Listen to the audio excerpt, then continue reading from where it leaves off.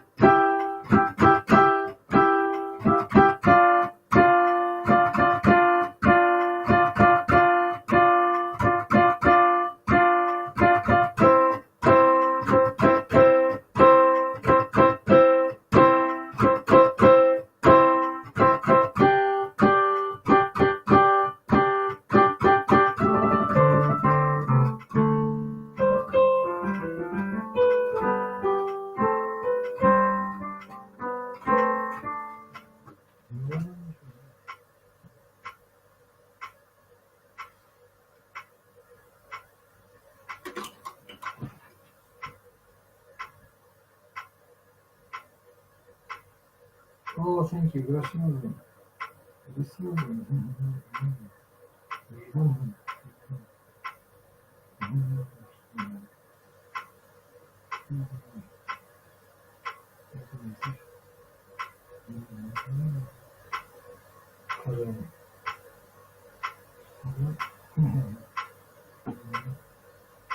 Вытесяк.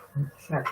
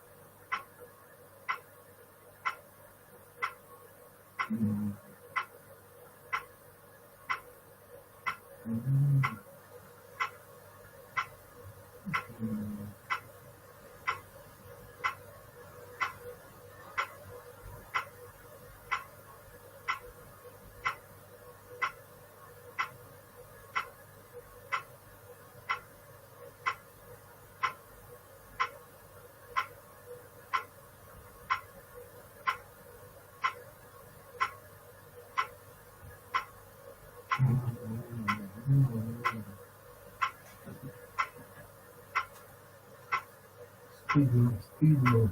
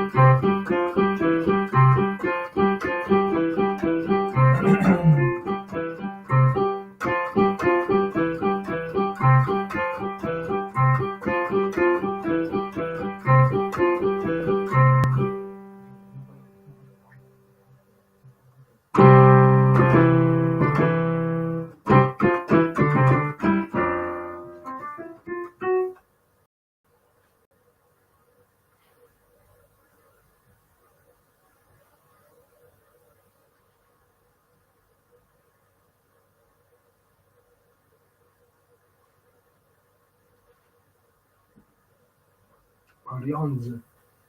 Balionzy.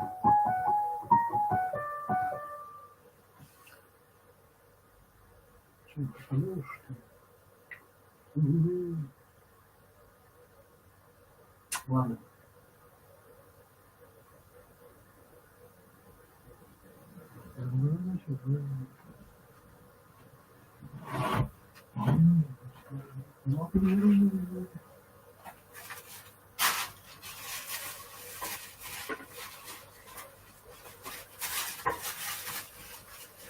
Никуда не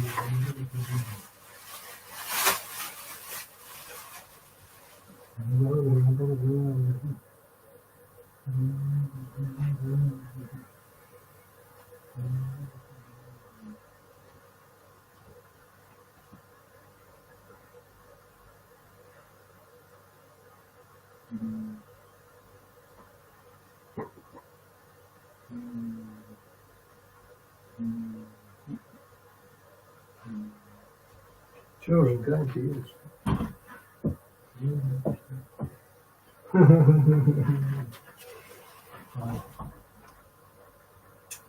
Я подумал, мы решили, не решил. Я.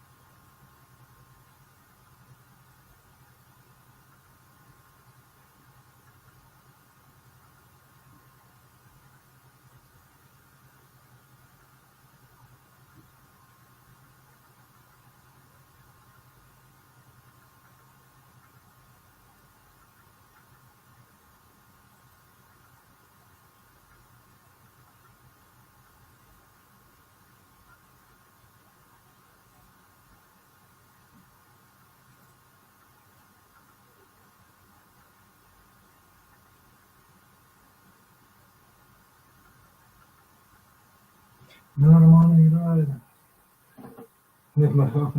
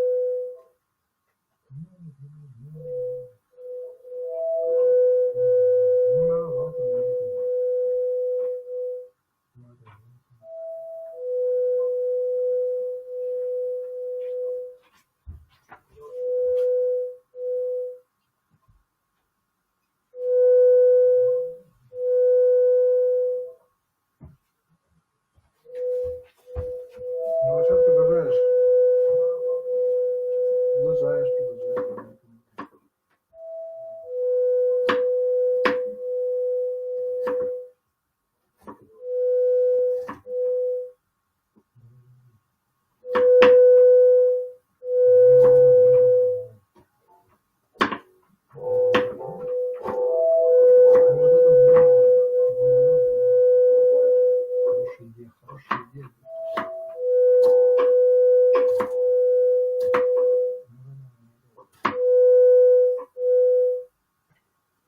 Ну и так время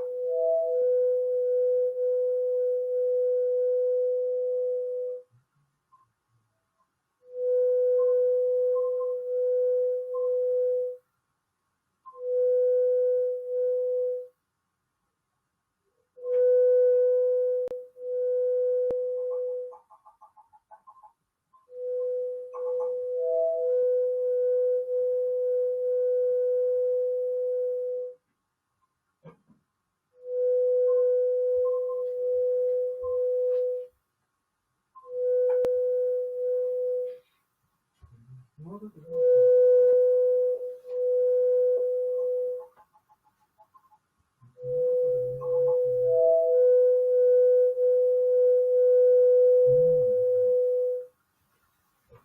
Чарский. Чар.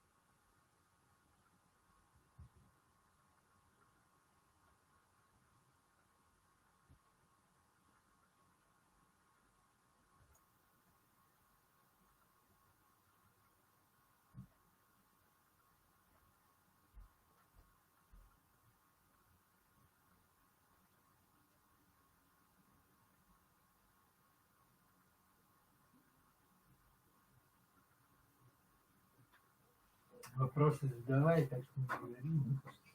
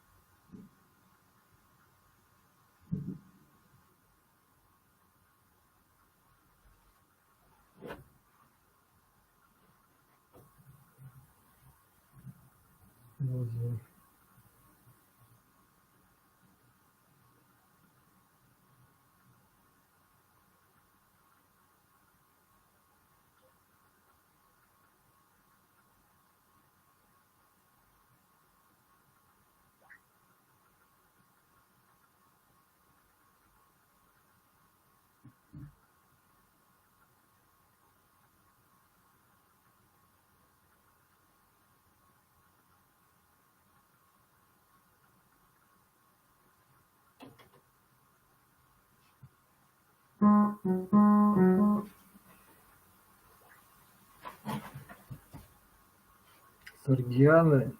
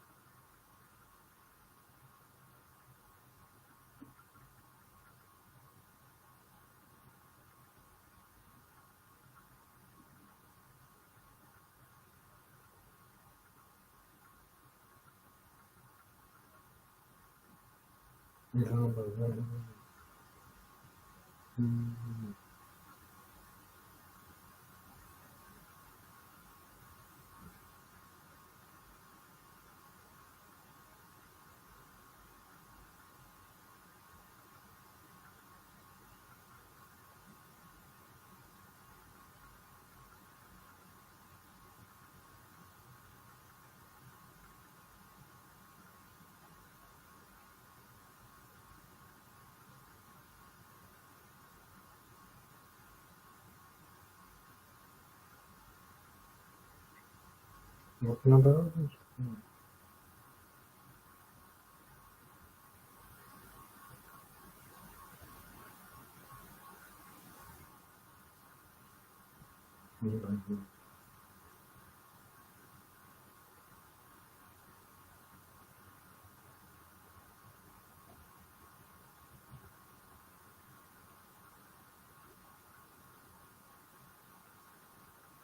Молодец.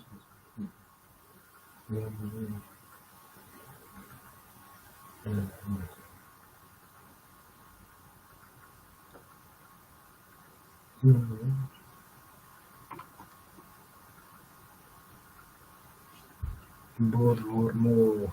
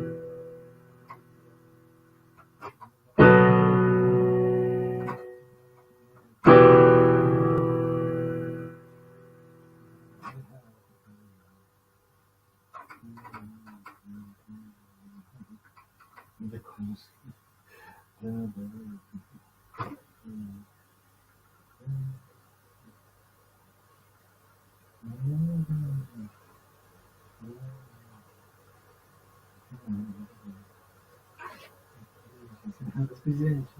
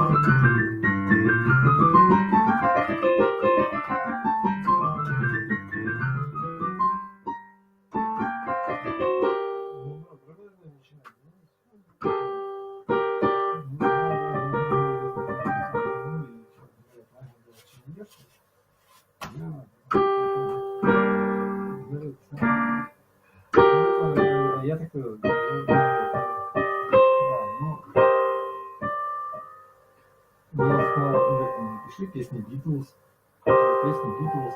старые ретро какой-нибудь, да, у Костяка что-нибудь там. Просто даже какой-нибудь там, что надо, просто так, да, или наоборот, да. Ну да, как тебе это самое? Да, не знаю,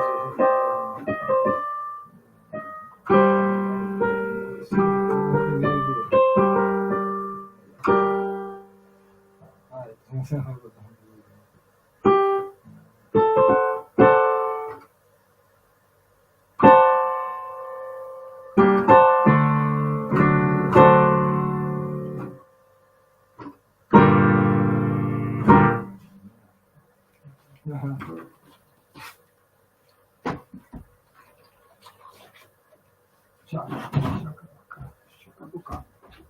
Не знаю, я хочу хватит.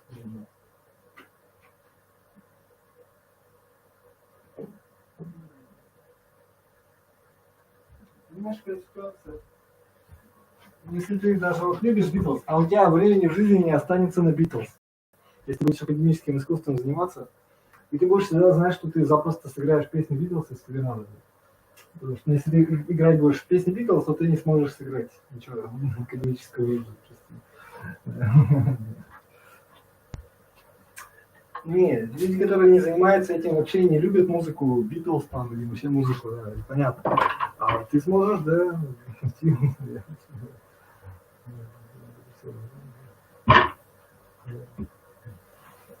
ну, так вот типа, да. Что здесь? Щака-мака. Что происходит?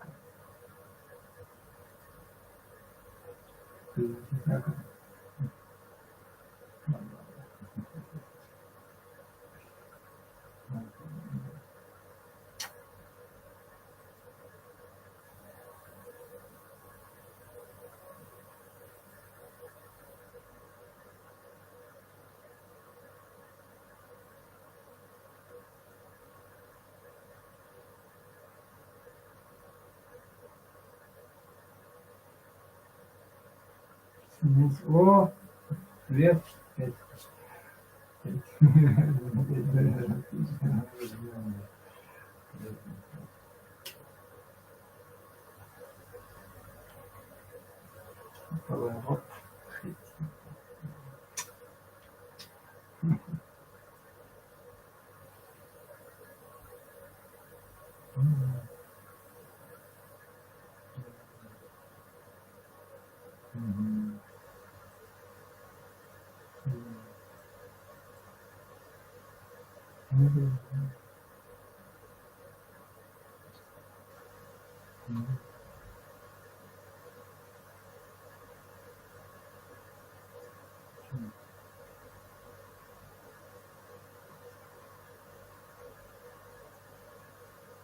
Каникулы Простоквашино. Так, очень плохие мамочки. И ирония судьбы, я с таким паром. Мой парень псих.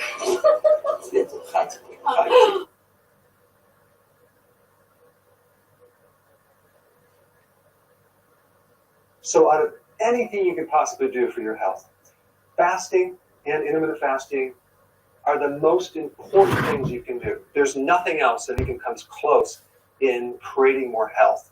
Now on the flip side, snacking and continued eating is the worst thing you can do for your health. So today I'm going to show you the basics of how to do intermittent fasting.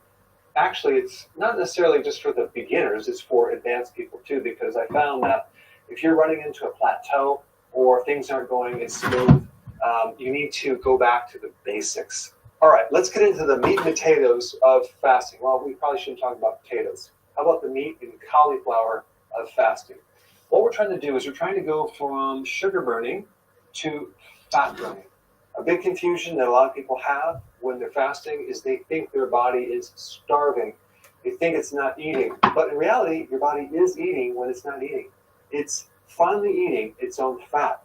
That is why the best indicator to know that it's working is your appetite gone. Okay? If your appetite is going away and you don't have any more appetite, and you're not hungry anymore, guess what? It's working. And it makes it a lot easier to stick to if you don't have an appetite. So the principle that I talked about in other videos is you have to get healthy to lose weight, not lose weight to get healthy. That means that we're not necessarily focused on weight loss. Weight loss will come after you get healthy. But a better indicator for success is your ability to fast comfortably because you're not hungry. Like right now, it's 12 o'clock noon. I haven't eaten since yesterday at about 6:30. Am I hungry? I'm not hungry. I am absolutely not interested in any food at all. I don't want to eat anything right now. The first meal that I have will be roughly about 3:30 today. And even then, I could probably fast longer just because I've been doing it for a long time. But you want to get into a condition where the food is no longer controlling you. You're controlling your food. So many people are into this situation where the food is literally controlling their life and it's destroying their life. All right, so the first thing you need to do is skip breakfast, okay? Or start to push your breakfast further towards lunch, okay? So when you wake up in the morning, ask yourself, are you really hungry? Or are you just eating out of habit? Chances are you're not going to be hungry for breakfast, so don't eat. So the rule of thumb is don't eat if you're not hungry, okay?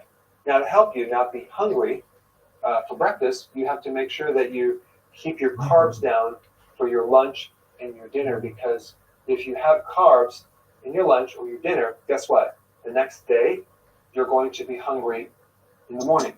But if you keep your carbs low, and I'm talking about roughly about maybe 20 grams, maybe 30 grams, then you're not going to be hungry in the morning. The other thing that you can do is you can also do the bulletproof coffee. You can add either butter to your coffee or MCT oil. Butter is very satisfying, and MCT oil will turn into ketones, so it's going to be a lot easier to go all the way up until your first meal at noon. So depending on if you drink coffee or not, if you don't drink coffee, just do a tablespoon of MCT oil.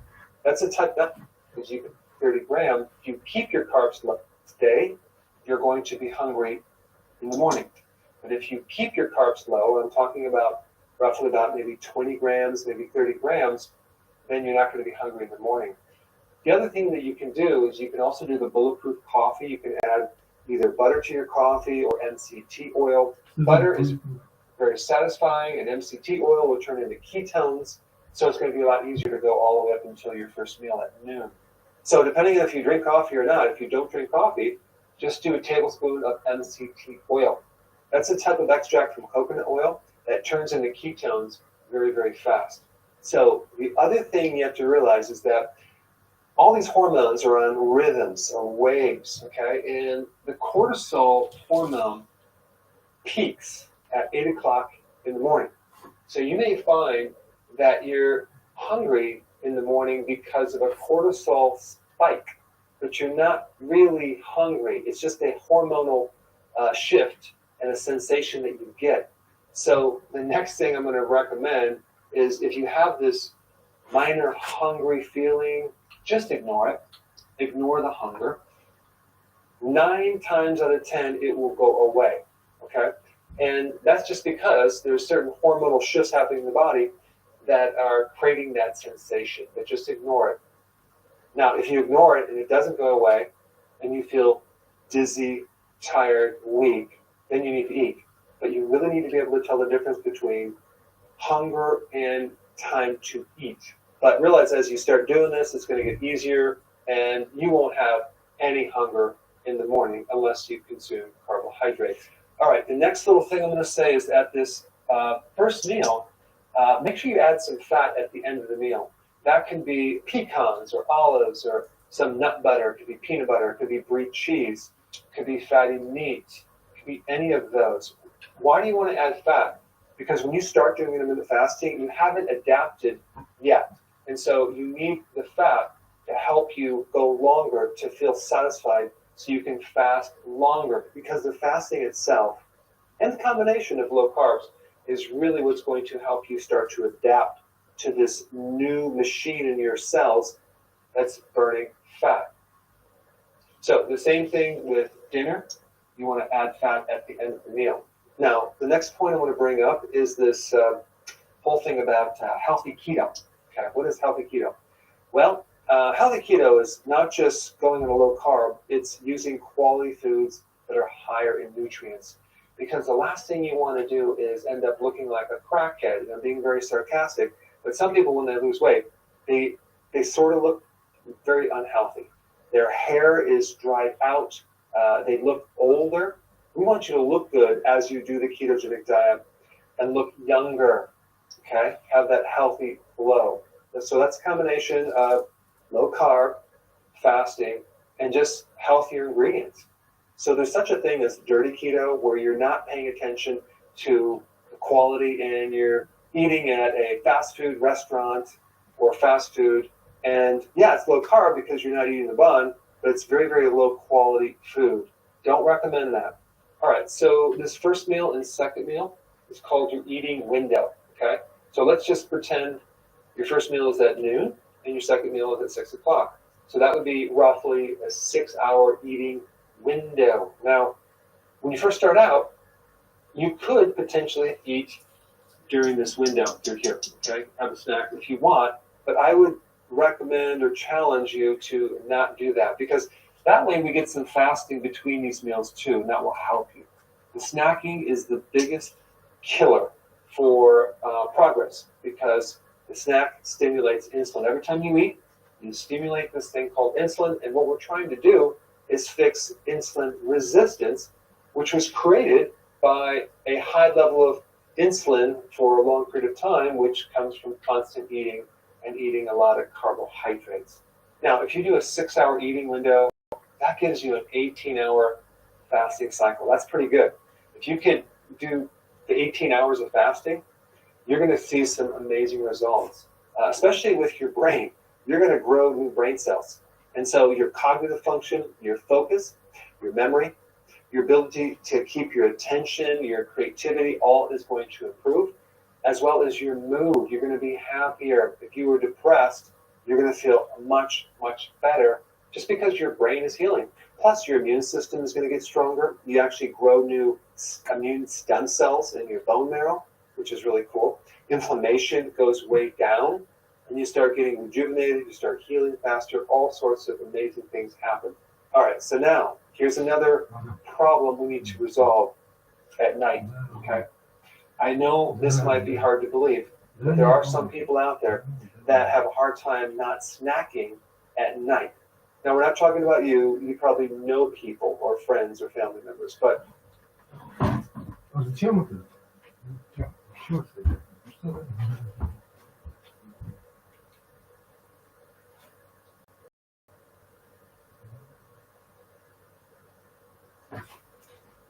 Да.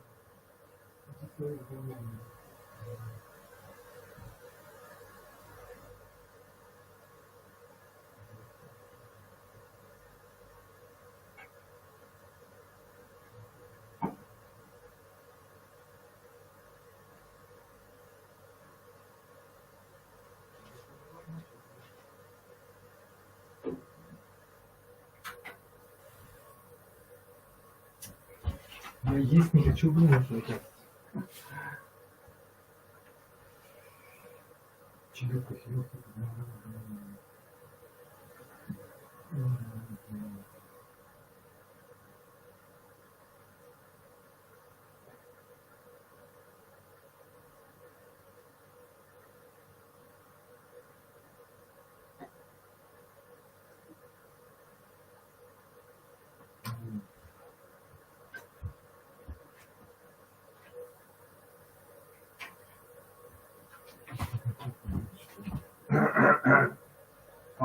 так. Смешно. Ну.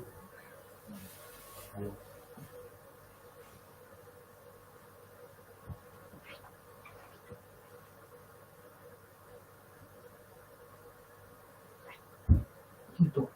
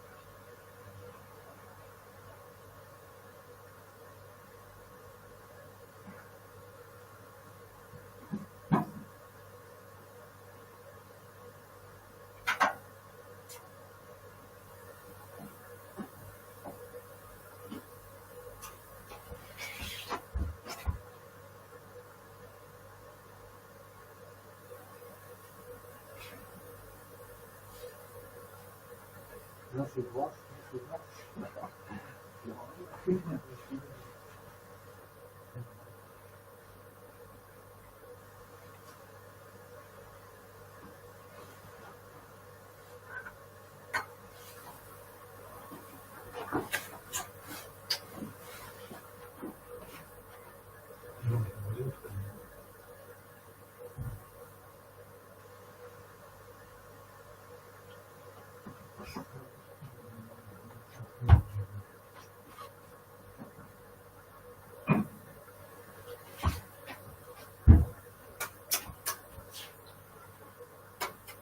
Где-то штучка.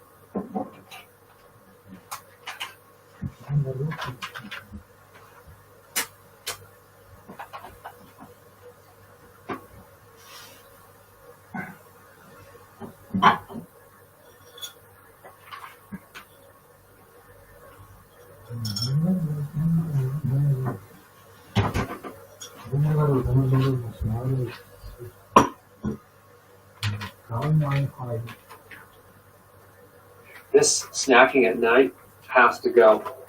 It's called grazing. I was a professional snacker at night. I would basically, after dinner, eat constantly until I went to bed. I was constantly putting things in my mouth. And, nuts, apples, chips, you name it, that was me. So popcorn, oh my gosh. And that's very, very bad. So we want to get rid of the snacking. How do we do it? Well, we use what's called self-discipline. We have to make sure we don't buy any snacks anymore, so they're not available to us.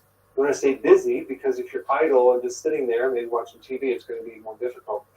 But I really think that what's going to help you is this dinner, making sure that you have a very big dinner with this fat. So you're actually really full and you don't feel the need for any additional things. But just realize, if you're like me and everyone else, you probably have insulin resistance, which means you can't absorb nutrients as well as you should. So even though you eat and you're full, you might not feel satisfied. There's a difference. Feeling satisfied is going to happen once the insulin resistance goes away, and especially if you're eating a lot of nutrient-dense foods. There are some things you can do that will also improve that one point. Apple cider vinegar, okay? Maybe a tablespoon in your water for dinner. Apple cider vinegar has acetic acid. The biggest benefit of acetic acid is to make insulin more sensitive, to help your blood sugars. So it's going to actually help you reduce insulin. That's why it can help you lose weight, but it'll also help your appetite. It'll help actually insulin work better, so you absorb more nutrients and you'll be less hungry. So apple cider vinegar in your water is really good. I would also, while you're at it, add some lemon to your water, lemon juice, okay? Maybe a teaspoon, maybe a half of a lemon, maybe a whole lemon.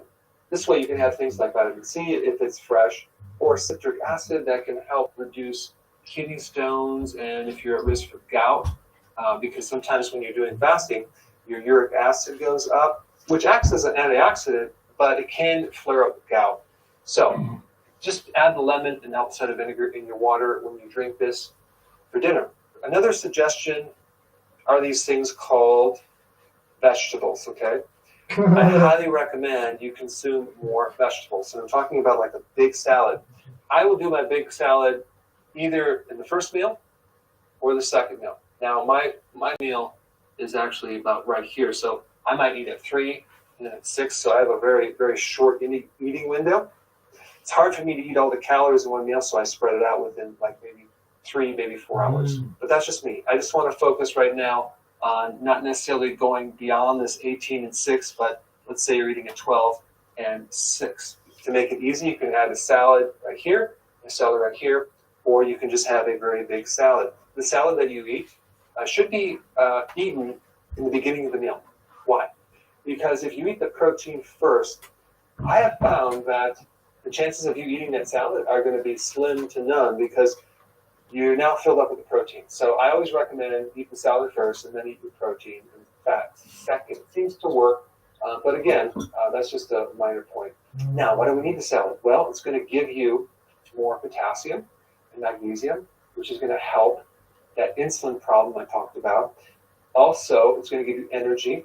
Also, it's going to prevent cramping in your legs, and it's going to prevent keto fatigue, etc., etc. The fiber in the vegetables feeds the microbes, and that's what the microbes live on. So you're feeding your microbes, they get to eat something, and then what they do is they change it into a type of fat, which actually is really good for your blood sugars. So I found that if I don't consume large salads, that I don't feel quite right. In fact, it's harder to get into keto, and it's not going to go as smooth. Also, the vegetables are really good for your liver, and you're just going to feel cleaner if you do that. And you can switch it out. You can have just vegetables, okay, sometime, or just salad other time. If you do the vegetables, you don't need the quantity. You don't need 10 cups of like broccoli, right? So you do small, or maybe half the amount. And then for salad, because it's not as dense, you can have more of that. The salads, apple cider vinegar, eating more fat at the end of the meal is going to help you avoid this snacking. Now, I want to just mention something about cholesterol, because this question keeps coming up over and over and over and over again. What happens if my cholesterol goes up? It happens with a percentage of the population. Usually it goes down, but in some people, it goes up, like my wife. And people are concerned. They go to the doctor and like, oh my gosh, my cholesterol is high because I'm eating all this fat. Well, if you really understand what's happening, it's not going to be that scary, because when you burn fat, a certain portion of that fat is cholesterol. So it's composed of triglycerides, which you use for energy, but also cholesterol, which you don't use for energy. You don't burn cholesterol. So the cholesterol and the fat has to come out, has to go somewhere, right? I mean, the whole goal is to burn your fat reserve. So we have to get the cholesterol out somehow. So it has to go through this thing called the liver, okay? It comes to the liver. And if you don't have enough liver function, or you don't have enough bile for some reason, let's say you don't have a gallbladder, or let's say you have a fatty liver and you're not producing enough bile, then you may have a little backup of cholesterol. So the more bile you have, the easier it is for your body to get rid of this excess cholesterol. But even the fact that your cholesterol is high and you don't have the bile to break it down or get rid of it as fast as you would like, realize if you went to do an advanced lipid profile test and you found that you have high LDL, there's a couple different types of LDL. And you're going to find that the high LDL that you have is the large particle size. It's not the small, dense type of LDL. So the small, dense type is the dangerous one. You're not going to find that. You're only going to find that if you're doing high carbs, okay? So I wouldn't worry about it, but if you are concerned, you can do the test and you can see for yourself. And I included a video of my own wife having high LDL, and I explained that thoroughly. Now, the other thing that I want to mention, which is the icing on the cake, or well, I probably shouldn't talk about cake, but when you do intermittent fasting and keto together, within 14 days, 50% of the fat in your liver is going to be gone. And it's huge. That is exciting. As long as you don't eat that icing on the cake, of course. All right, a couple other things I want to show you about this fasting thing. Green tea, very, very, very awesome to drink through the day because green tea helps insulin resistance. Okay, it'll allow you to fast longer. Now, there's other types of tea or herbs that are in tea that are also really good for blood sugars that will help reduce appetite, like green tea will, like cinnamon tea, using the herb garcinia, ginseng, ginger, are all really good to lower your appetite. So that's just an extra little tip. If you exercise, okay, I'm going to recommend you not do any type of pre-workout drink with a carbohydrate or even protein. I wouldn't recommend any post-drink or taking any amino acids while you're working out, before or after. Why? Because here you are, you just worked out, and you created this amazing effect with growth hormone, and as soon as you start eating something, you basically kind of nullify a lot of those results, especially if it's carbohydrate, and even if it's protein, okay? You're doing some protein powder. So realize, as far as the nutrients around that exercise, especially amino acids, you're going to get enough amino acids from the meals, okay? So you don't have to worry about putting back these amino acids because really most of them tend to even just turn to sugar, like the branch amino acids. So I wouldn't recommend eating around that exercise. Keep your fasting consistent, okay? The other point I want to bring up is supplements. When people fast, a lot of times they have symptoms like keto fatigue, keto flu, they might get cramps, they might have thyroid symptoms.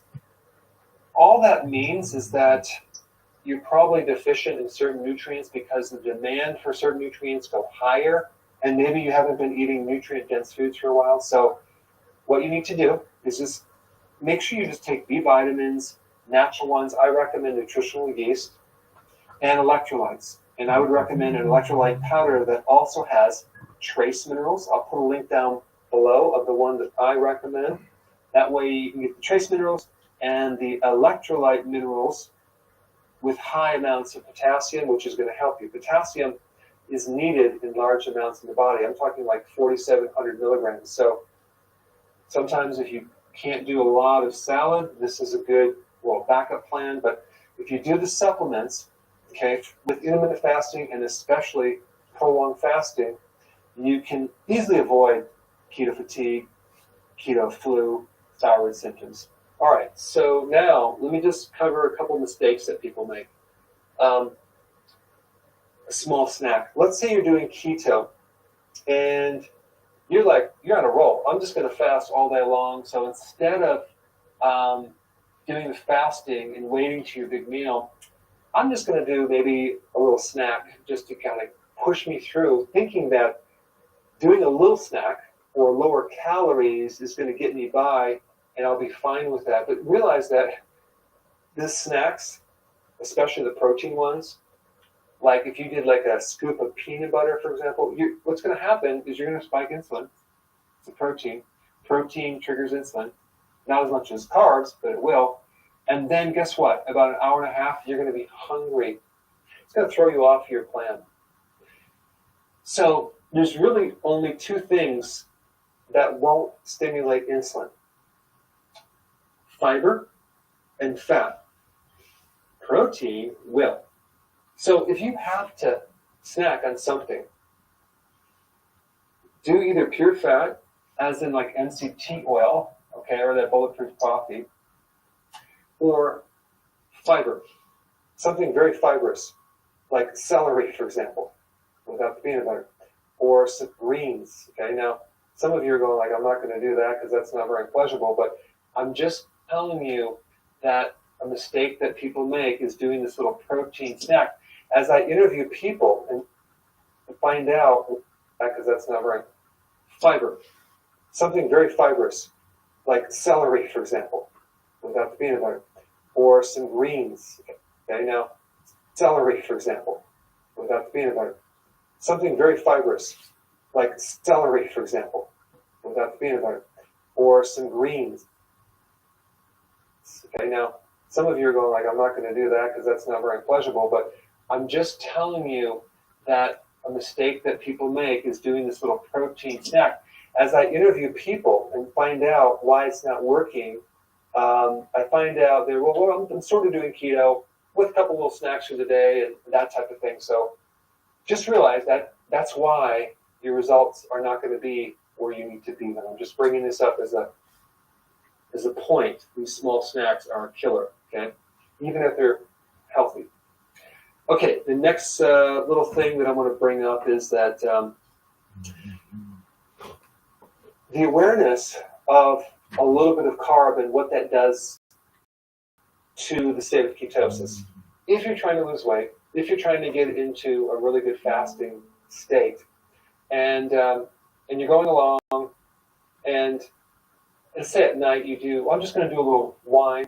It's not many calories, whatever. Or let's say during the day you're going to do just like one piece of bread.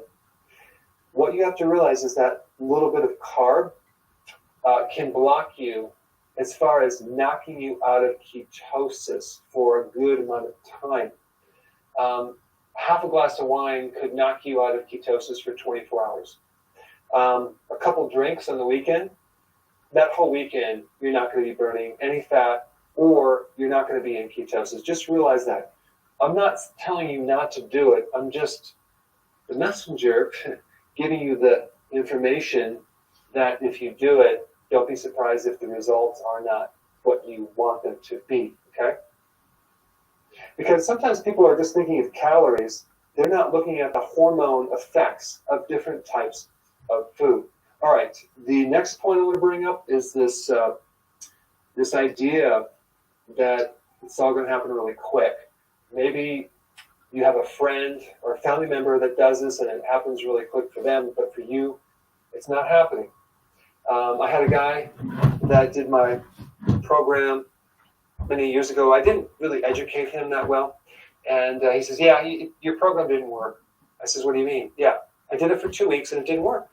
I says, what happened? Well, it did work for 2 weeks, but then I stopped doing it, but then it didn't keep working. I'm like, what?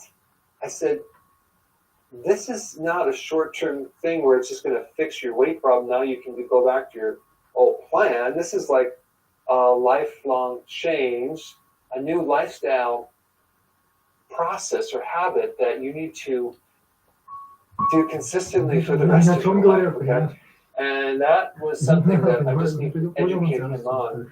Because at this point, the number of years that an average person has eaten poorly, and I'm including myself in this group, has been a long time, okay?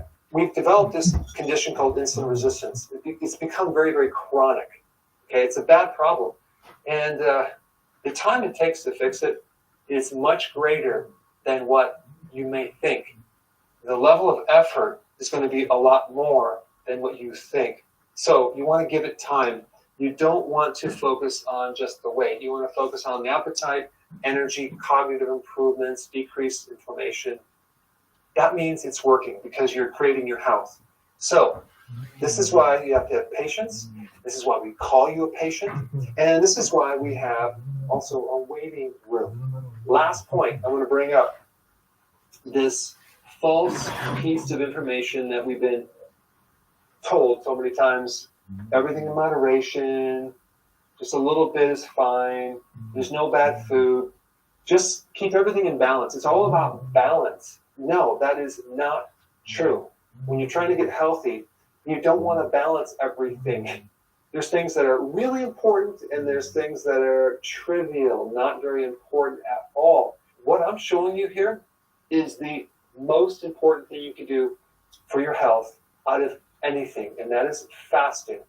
And I'm also showing you the food that you need to avoid the most, which is a carbohydrate, and the other foods that you can eat in higher amounts, like fat. And there is one food that you want to eat in moderation, that's protein, right? So to get someone healthy, they're already in an out of balance state, okay? So to put more balance and just balance everything out and eat a little bit of everything is the worst advice that anyone can give you. So I've just given you the things that you should focus the most of your attention on when getting healthy. And now your next step is to learn on what to eat. And that's in this video right here. Check it out.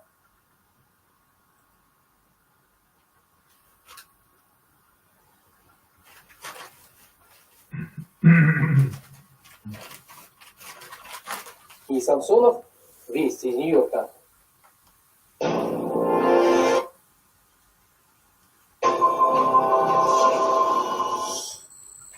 До Женевы, Брюсселя и Вены далеко, но и укутанная снегом подмосковная усадьба Архангельская тоже на время стало местом, где делается большая мировая политика. Обсуждать будущее Украины сюда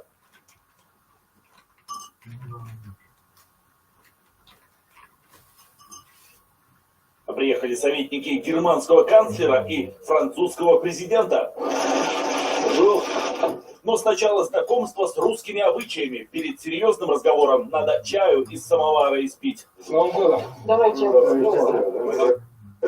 Да в санях, запряженных орловскими рысаками, с ветерком прокатиться. Важная встреча проходит накануне православного Рождества, и катание на санях – старинная святочная традиция. Тем более, что вокруг есть на что полюбоваться. Усадьбу Архангельской не зря часто называют подмосковным Версалем. Вокруг парки и дворцы невероятной красоты. Эх, залетные! Вот такой скоростью, 15-20 километров. Мы шли, ему нравилось. Представить, что такая русская зима могла бы понравиться советнику из Киева, невозможно. Поэтому от стран нормандского формата только 3 представителя. Дмитрий Казак, коллегам из Парижа и Берлина, донес четкую позицию Москвы. Альтернативы Минским соглашениям не существует. Все, и новое правительство Германии, и прежнее руководство Франции подтвердили свою приверженность Минским соглашениям как безальтернативной основе для укрепления правительства на руководстве Украины, договорились о планах по дальнейших контактах, в том числе с участием уже украинского руководства. И даже при таких результатах переговоры шли дольше 4 часов и закончились уже в ночи. А затем местом, где сидел представитель Германии, осталась целая стопка разорванных документов. К многочасовым и трудным переговорам Западу надо бы привыкать. Россия от своих красных линий отступать не намерена. Тем более, что перед переговорами с США обозначены они максимально четко. И даже, что редкость в дипломатии, сразу изложены на бумаге и опубликованы. Это всего несколько страниц. На них преамбула и 8 статей. В них конкретные предложения российской стороны. Соединенные Штаты Америки принимают обязательство исключить дальнейшее расширение Организации Североатлантического договора в восточном направлении, отказаться от приема в альянс государств, ранее входивших в Союз Советских Социалистических Республик. Соединенные Штаты Америки не будут создавать военные базы на территории государств, ранее входивших в Союз Советских Социалистических Республик. Вот оно, главное условие безопасности Российской Федерации. Обязательство не расширять НАТО на восток должно быть зафиксировано на бумаге. Москва словам больше не верит. Нам важен не ход переговоров, нам важен результат. Ну разве мы не знаем? Я же много раз уже об этом сказал. И вы наверняка знаете хорошо. Ни одного дюйма на восток, сказали нам в 90-е годы. Ну и чего? Надули. Просто нагло обманули. 5 волн расширения НАТО. И теперь уже, пожалуйста, в Румынии, сейчас в Польше появляются соответствующие системы. Вот о чем речь. Вы поймите же, в конце концов. Не мы кому-то угрожаем. К нам пришли. И теперь еще говорят, нет, теперь и Украина будет. Значит, и там будут системы. Или, бог с ним, не в НАТО, а на двухсторонней основе будут. Базы и ударные системы вооружений. Ну вот о чем идет речь. А вы требуете от меня каких-то гарантий. Вы должны дать гарантии. Вы. И немедленно. Сейчас. Другие предложения российской стороны касаются размещения вооружений. Стороны воздерживаются от размещения своих вооруженных сил и вооружений, в том числе в рамках международных организаций, военных союзов или коалиций, в районах, где такое развертывание воспринималось бы другой страной как угроза своей национальной безопасности, за исключением такого развертывания в пределах национальных территорий стран. Это явный упрек в сторону НАТО, чьи войска под предлогом защиты от фантомной российской угрозы за последние годы только нарастили свое присутствие в Польше и Прибалтике. Россия предлагает и новое решение в условиях, когда Соединенные Штаты последовательно разрушили почти все договоры, ограничивающие гонку вооружений. Стороны обязуются не развертывать ракеты средней и меньшей дальности наземного базирования вне национальной территории, а также в тех районах своей национальной территории, из которых такие вооружения способны поражать цели на национальной территории другой страны. По высказываниям из-за океана какие-то российские предложения, например, снижение активности военных учений и неразмещение ракет на Украине, Вашингтон готов обсуждать, а какие-то предложения резко отвергаются еще до начала переговоров. Среди них снижение численности войск НАТО на границе с Россией. Российских дипломатов возглавит заместитель министра иностранных дел Сергей Рябков. У нашей делегации мандат с четко определенными и жесткими условиями. Москва не будет обсуждать требования США относительно перемещения войск на собственной территории. НАТО больше не удастся оттеснять Россию на второй роли. Альянсу пора возвращаться на рубежи 1997 года. Все это Сергей Рябков заявил, уже приехав в Женеву.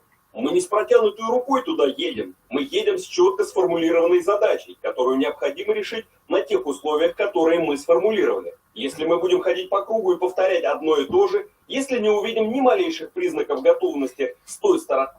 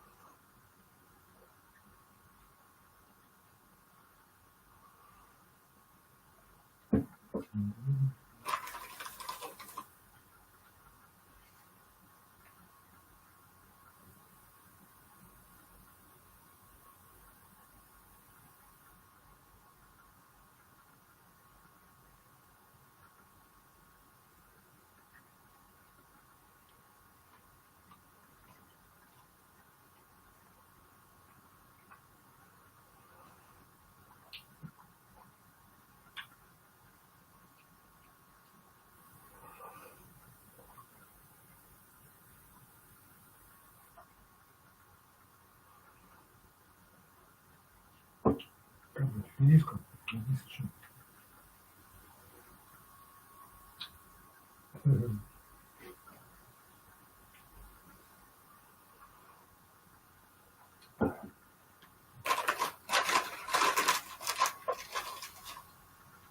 In this video, I want to talk about what I would eat if I was diagnosed with COVID-19 coronavirus.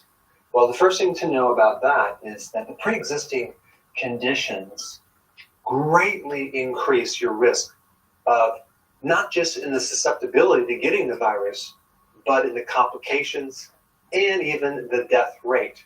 And I'm talking about diabetes, heart disease, high blood pressure, insulin resistance, and obesity. These are the big ones. There's other ones too, but all of these have a common denominator, high insulin. And I'm talking about diabetes type 2 right here. And there's a very simple way to deal with this. What you do is you go on a low-carb diet, okay, and we're talking the ketogenic diet, moderate protein, high fat. High fats in the diet are totally fun to do as long as you keep your carbohydrates low. And of course, I always recommend the healthy version of the ketogenic diet. I put a link down below if you want to know what that is and how to do it. Getting on the diet will greatly help support healthy insulin levels. Now, the other things I would do, I would start to consume food high in zinc. And I just want to say that anything I say in this video is not meant to diagnose or replace your medical care. or provide a treatment for the coronavirus, check with your doctor before taking any of this advice. There's a huge association between having enough zinc in your body and having your immune system work properly. Almost at every single level of your immune defenses, zinc is involved. And if you wanted to know what foods are highest in zinc, oysters are the #1 food. Other shellfish would be another option, red meat, cheese. There's other foods, but these have probably the most zinc. Zinc is very, very important in supporting a healthy thymus gland. And the thymus is a training camp for certain immune cells. So it's very, very important. And if you're deficient in zinc, your thymus actually shrinks. The next thing I would do is make sure I have enough vitamin D. You can get that in cod liver oil, salmon, fatty fish, but it's very, very difficult to consume foods and get the amount of vitamin D that you need. So I would highly recommend. С ума сойдешь, блин, с этим. Просто может жить как-то. And getting enough sun. 20 minutes every single day would give you enough vitamin D, because vitamin D is what's called an immune modulator. So it keeps the immune system from overreacting, where you have so much inflammation and collateral damage, it could damage your lungs and other tissues. So much time, 20 minutes every single day would give you enough vitamin D, because vitamin D is what's called an immune modulator. So it keeps the immune system from overreacting, where you have so much inflammation and collateral damage, it could damage your lungs and other tissues. So vitamin D is very, very important in keeping the immune system at a balanced level. Certain viruses have a strategy of blocking the receptor for vitamin D. Taking enough vitamin D can actually override that, so you can keep that immune support at a high level. And then you have vitamin C, very important in supporting a healthy immune system, especially dealing with viruses. Leafy greens will give you a lot of vitamin C. Sauerkraut. If you actually make your own sauerkraut or get a high quality sauerkraut from either a farmer's market or the health store, you could get a tremendous amount of vitamin C, sometimes 700 milligrams. And really, all you need is between 70 and 90 milligrams as the RDA. Now, of course, that doesn't account for all types of sauerkraut because there's different versions, but I'm just talking at the high end, we're starting at 700, and it's probably going to go down from there. Berries are a good source of vitamin C as well. There's a lot of other foods that have vitamin C, but the more you cook foods or you can foods, you lose not just vitamin C, vitamin D, but zinc too. Canned foods will deplete the effectiveness of zinc by 85%. And by the way, if you think that you're going to consume like orange juice for your vitamin C, you're mistaken, because they pasteurize or use high temperatures and cook the orange juice that destroys the vitamin C. The vitamin C that you would have in that orange juice is usually coming from an added synthetic version of vitamin C called ascorbic acid. And it's my opinion that it's definitely not the same as the vitamin C that comes from actual fruits and vegetables. And lastly, let's talk about this thing called stress. I know it might be hard to believe, but some people are actually stressed out nowadays. Now, stress increases cortisol. Cortisol, chronically elevated, as in long-term stress, can severely affect your immune system. It causes your lymphatic system to shrink. It makes your lymph nodes decrease. It decreases the antibody production, so you lose your ability to fight infection. It also greatly increases your susceptibility to getting viruses and bacteria. I would actively and aggressively do what I can to keep stress at a minimum, and that would definitely include not watching the news so much, because there's so many messages that are all about doom and gloom, bad news over and over and over, fear, fear, fear. Guess what that does to the immune system? It really makes the person way more susceptible to getting the infection as compared to not being in that state of worry and anxiety. If you actually trace it back to right before they got that infection, I would say nearly 100% of the time they had a stress event. Stress is a huge trigger to not only being susceptible to viruses, but activating viruses that are already inside your body. This explains why people, when they get stressed, they have shingles, they get herpes, they get all sorts of other health problems. We have getting on the right diet to minimize these conditions right here, eating foods high in the 3 most important nutrients, and lowering stress. And lastly, if you haven't seen my videos on the nutrients or these conditions here, I've put the videos up right here. Check them out.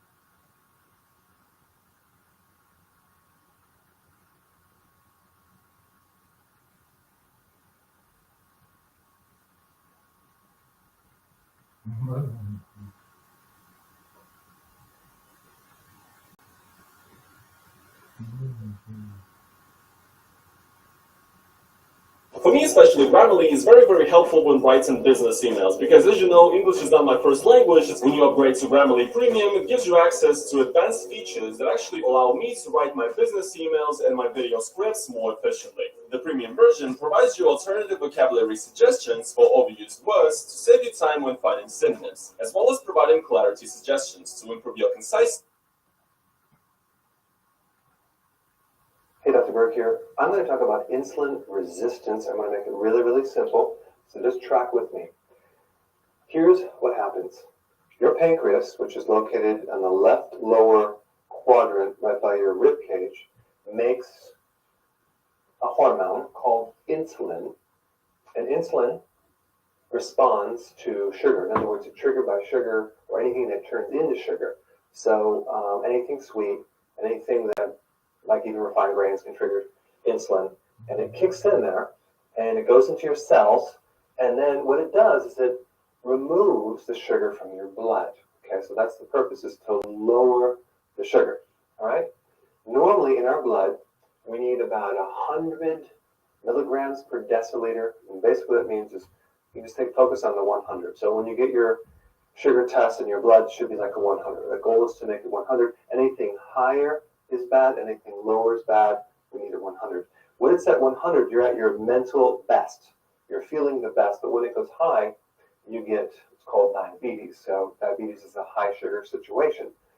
When the blood sugars go low, that's hypo sugar or hypoglycemia. Okay, that's kind of a pre-diabetes state. So when I was 12, I had hypoglycemia. I remember skipping a meal and feeling really dizzy and irritable and cranky, playing outside, and I don't know what it was. But of course, I was living on pure sugar. I would raid the cupboards and eat pure sugar all the time. So that's really what causes hypoglycemia, is because what happens is you eat all this sugar and we get this hyper-reactive, high insulin state, which is gonna like take a sledgehammer and push that sugar right down. So we're gonna have low sugar, irritable, cranky, craving, dizzy, all those things. Okay, so now what happens over a period of time when you're hypoglycemic over a period of time, your body doesn't like that. So it's going to say stop. So it's going to try to protect itself, and it's going to turn off the receptor, the thing that receives. So it's going to ignore that insulin response. So it's not going to receive it anymore. Someone's talking, but no one's listening, and that's called a downgrade or a blocked receptor. So it doesn't receive as much as it did before. And that's what insulin resistance is, because it's your body, your cells are resistant. It's inhibiting this absorption because it's saying, dude, why do you keep eating sugar? Will you please stop? And what happens when this happens is it forces insulin to go higher because it's compensating. It's on a feedback loop here. So insulin resistance forces your body to make more insulin to create the same effect, because without this insulin, the sugar stays high, and your body does not like that, so it has to lower it somehow. So it's just going to It's going to wear the pancreas out. All right. So diabetes is really a situation where you have high sugar and it won't come down to 100. All right. We already passed the hypoglycemia thing. We're into type 2 diabetes is insulin resistance, and because of it, you've been eating too much sugar. And when this becomes like that, your body protects you, and several things happen as a consequence, in addition to jacking up more insulin. Number 2, you're going to be hungry. Why? Because insulin has a few other purposes. It not only lowers the sugar in your blood,